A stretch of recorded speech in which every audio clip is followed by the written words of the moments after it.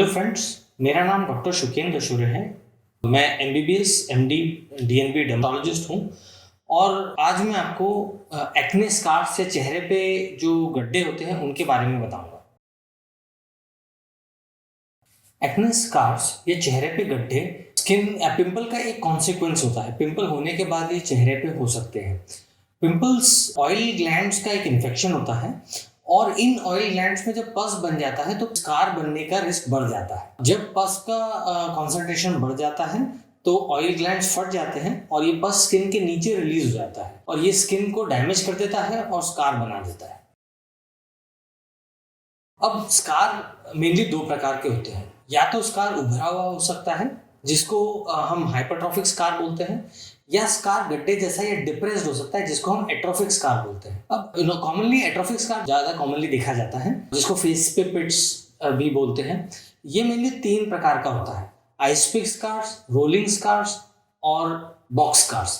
अब rolling scars rolling hills के जैसे होते हैं, ऊपर से देखने पे ये अनइवन स्किन जैसे दिखते हैं। स्कार ट्रीटमेंट में इनका रिस्पॉन्स बेस्ट आता है। दूसरा टाइप जो स्कार है वो बॉक्स स्कार है।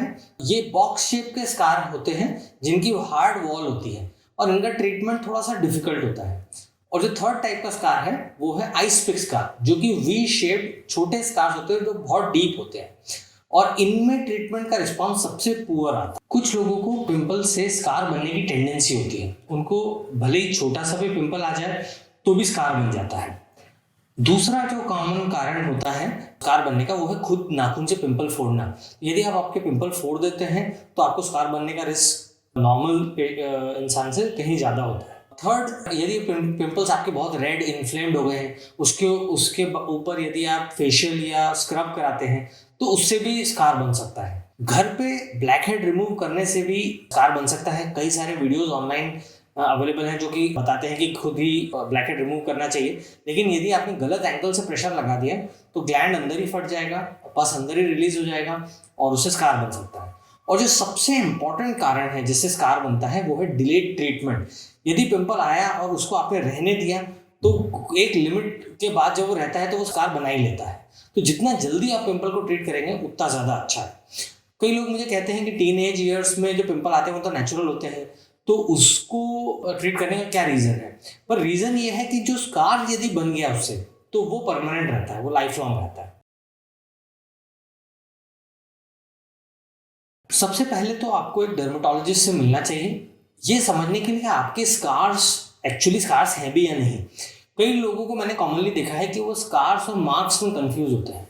मार्क और स्कार काफ़ी अलग अलग चीज़ें हैं। मार्क्स जो फेस पे पिंपल के बाद होने वाले निशान होते हैं उनको मार्क्स कहते हैं, जो कि एक पिगमेंटरी प्रॉब्लम है।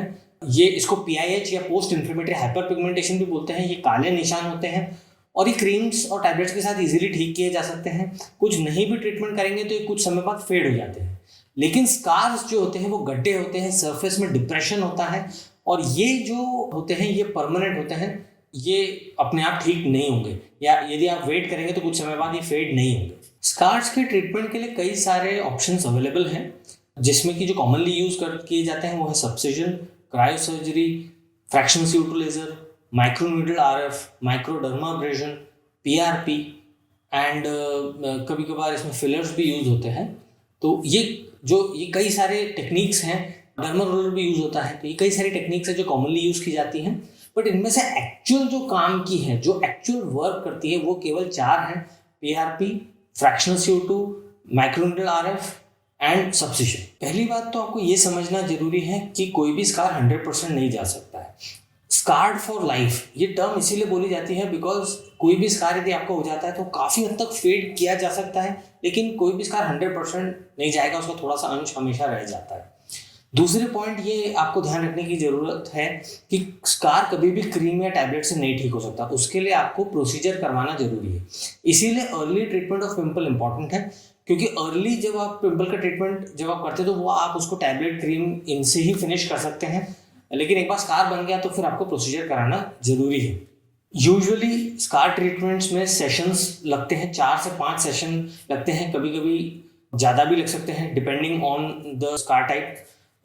एन एवरेज इंप्रूवमेंट जो लोगों को मिलता है वो है 50 to 75%, again depending on the scar type. फिर ये सेशंस के बीच में मिनिमम गैप 1 महीने का होना चाहिए और each session last for around 1 to 1.5 hours, जिसमें कि 45 मिनट से 1 घंटा हम एक नमिंग क्रीम लगाते हैं फेस पे। ये क्रीम से स्किन नम हो जाती है और जब प्रोसीजर करते हैं तो कोई पेन नहीं होता है। फ्रैक्शनल CO2 एक लेज़र बेस्ड ट्रीटमेंट है जिसमें लेज़र की एक बीम को मल्टीपल स्मॉल माइक्रो बीम्स में कन्वर्ट कर देते हैं और ये हम फेस पे देते हैं। तो ये डीप लेयर्स में पेनिट्रेट करके फाइब्रोब्लास्ट को स्टिमुलेट करती है। तो फाइब्रोब्लास्ट सेल्स जो हैं वो कोलेजन प्रोड्यूस करते हैं, एक प्रोटीन होता है स्किन का नेचुरल प्रोटीन, वो प्रोड्यूस करते हैं और ये कोलेजन की वजह से स्कार की जो स्किन है वो लिफ्ट हो जाती है क्योंकि उसके नीचे प्रोटीन डिपॉजिट हो जाता है और इससे स्कार का अपीयरेंस भी बेटर हो जाता है। अब फ्रैक्शनल CO2 में 3 दिन का डाउन टाइम होता है। डाउन टाइम मीनिंग कि जब लेजर करते हैं तो फेस पे माइक्रो डॉट्स हो जाते हैं। ये डॉट्स हमारे चेहरे पे 3 दिन तक रहते हैं और 3 दिन बाद खिर जाते हैं। तो 3 दिन आपको स्ट्रिक्ट सन प्रोटेक्शन रखना है, इससे बाहर जाना भी अवॉइड करना चाहिए आपको। MNRF या माइक्रो नीडल रेडियो फ्रिक्वेंसी एक रेडियो फ्रिक्वेंसी बेस्ड ट्रीटमेंट है। ये लेजर बेस्ड नहीं है, इसमें रेडियो फ्रिक्वेंसी एनर्जी यूज की जाती है। इसमें बेसिकली गोल्ड प्लेटेड नीडल्स होती हैं, वो हमारी स्किन की डेप्थ में जहाँ तक स्कार की जो डेप्थ है वहाँ तक जाती हैं और वहाँ रेडियो फ्रिक्वेंसी एनर्जी डिलीवर करती हैं जो कि हमारे फाइब्रोब्लास्ट को स्टिमुलेट करती है और यही स्टिमुलेशन के बाद कोलेजन प्रोड्यूस करते हैं और स्कार लिफ्ट हो जाता है। अब फ्रैक्शनल CO2 के कंपैरिजन में माइक्रोनीडल RF में डाउन टाइम काफ़ी कम होता है, सिर्फ 1 दिन का डाउन टाइम होता है जबकि आपको सन प्रोटेक्शन रखना है। रिजल्ट भी फ्रैक्शनल CO2 से थोड़ा बेटर होता है और पिगमेंटेशन का रिस्क इसमें फ्रैक्शनल CO2 से कम होता है। तो overall this is a slightly better technology, but इसमें चार्जेस या कॉस्टिंग भी ज़्यादा बढ़ जाती है। PRP या प्लेटलेट रिच प्लाज्मा एक ऑटोलोगस प्रोडक्ट है जिसमें पेशेंट का खुद का ब्लड और उसके खुद के प्लेटलेट्स लेके उसकी स्किन में एक्टिवेट करके डाल देते हैं जिससे कि कोलेजन प्रोडक्शन और बेटर हो जाता है। अब PRP कभी भी अकेले काम नहीं करता है, तो यदि आप डायरेक्ट फेस के स्कार्स के लिए डायरेक्ट PRP कराएंगे तो you will not see the effect. You have to combine it with either fractional CO2 और MNRF। और ये कॉम्बिनेशन ट्रीटमेंट हम जब भी यूज़ करते हैं जब पेशेंट के स्कार बहुत सीवियर होते हैं या हमको पता है कि ये इतने सीवियर हैं कि इनको रिजल्ट आना थोड़ा सा मुश्किल है, तो उन केसेस में हम ये कॉम्बिनेशन ट्रीटमेंट यूज़ करते हैं। डर्मा रोलर एक रोलर जैसा ऑब्जेक्ट होता है जिसके ऊपर नीडल स्टडेड होती है और इस रोलर को हम फेस पे रोल करते हैं तो बहुत फाइन नीडल्स हमारी स्किन के अंदर पेनिट्रेट करके multiple small micro injuries produce करती हैं और ये इंजुरी की जब हीलिंग होती है तो साथ में स्कार की भी हीलिंग हो जाती है। इसको बोलते हैं कोलेजन इंडक्शन थेरेपी। लेकिन derma roller it's not a very successful treatment, इससे बहुत स्कार में इंप्रूवमेंट नहीं आ पाता है। सिर्फ माइल्ड स्कार्स में ये हेल्प करता है और रिजल्ट भी इसका काफ़ी लंबे समय बाद आता है, 9 to 10 मंथ्स लगते हैं इसमें और कई सेटिंग्स लगती हैं। कई वीडियोस आपको home based derma roller treatment advice करते हैं कि घर पे आप डर्मा रोलर कर सकते हैं, लेकिन ये बिल्कुल नहीं करना चाहिए क्योंकि डर्मा रोलर को क्लीन करने के लिए आपको स्टेराइल एसेप्टिक पूरे प्रिकॉशंस यूज़ करने पड़ते हैं और सर्जिकल क्लिनजिंग चाहिए होती है क्योंकि आपने एक बार फेस पे डर्मा रोलर यूज़ कर लिया तो वो उस पर जो ब्लड आ जाता है उस पर यदि बैक्टीरिया आ गए और सेकेंड टाइम आपने सेम यूज़ किया तो वो डेफिनेटली इन्फेक्शन आपके डीप लेयर में जा सकता है और आपको बहुत प्रॉब्लम कर सकता है।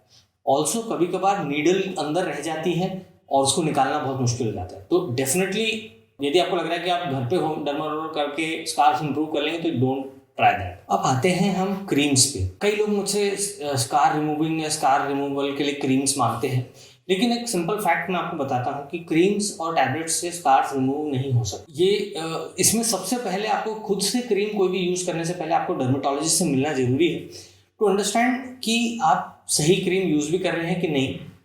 कई लोग स्कार्स और मार्क्स में कंफ्यूज हो जाते हैं और स्कार्स की क्रीम मार्क्स पे लगाते हैं और मार्क्स की क्रीम स्कार्स पे लगाते हैं और उनको कुछ भी रिजल्ट नहीं मिलता है फॉर ऑब्वियस रीजंस।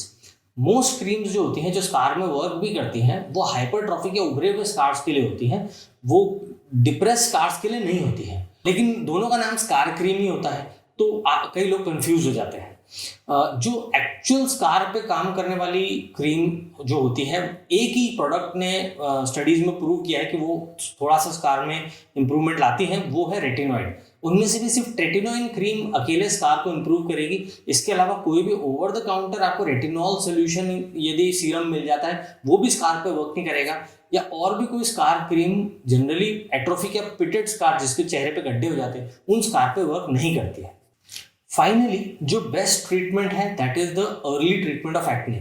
जो भी आपको बेस्ट मोडालिटी मिलती है एक्ने ट्रीटमेंट के लिए, लेजर, पील, टैबलेट्स, वो सब आपको लेना चाहिए, क्योंकि पिंपल तो 100% ठीक हो सकता है, लेकिन एक बार स्कार यदि बन गया है तो कभी भी 100% नहीं जाएगा। Practically speaking fractional CO2 and microneedle RF, जो ये दो टेक्नोलॉजीज हैं, ये बेस्ट वर्क करती हैं और कई लोगों के को रियल रिजल्ट्स देती हैं।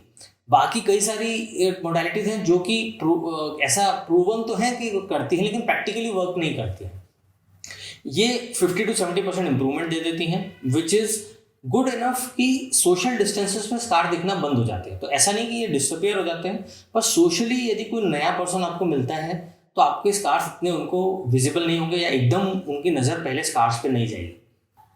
और फाइनली क्रीम स्कार पे वर्क नहीं करती हैं, मैक्सिमम रेटिनॉल या टेटिनॉल वर्क भी करेगा तो 10 to 15% करेगा, तो इस पे आपका टाइम एंड मनी वेस्ट करने का मतलब नहीं है। तो होपफुली आपको मेरा ये वीडियो पसंद आया होगा। आपको कोई भी डाउट्स हो तो कमेंट सेक्शन में पूछें और मुझे मेल भी कर सकते हैं। Thank you.